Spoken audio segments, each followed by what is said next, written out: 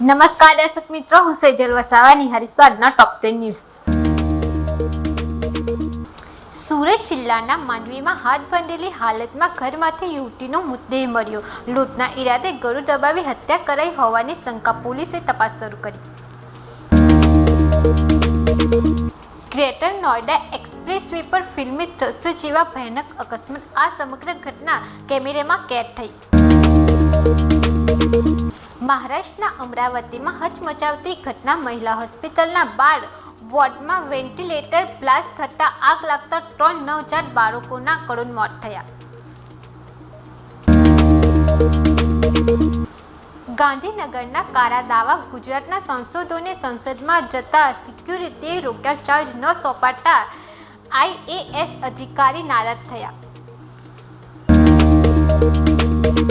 શ્રાવણનો બીજો સોમવાર. સમગ્ર ગુજરાત શિવમય શિવાલયોમાં ઉમટ્યું ભક્તોનું મહેરામણ. અમદાવાદના ઢોળકામાં રખડતા આખલાનો આતંક. વારંવાર શિંગડા મારીને યુવકનો જીવ લઈ લીધો.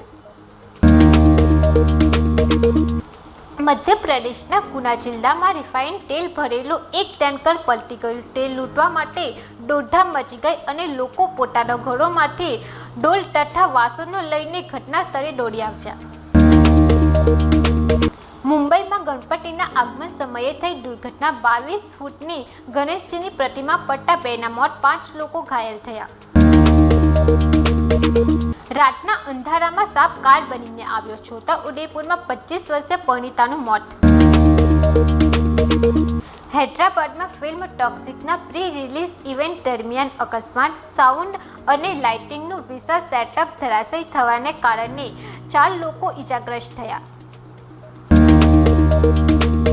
તેને સમાપ્ત થાય છે. નવા સમાચાર સાથે ફરી મળીશું. ત્યાં સુધી જોતા રહો સત્યા ટીવી ન્યૂઝ. નમસ્કાર.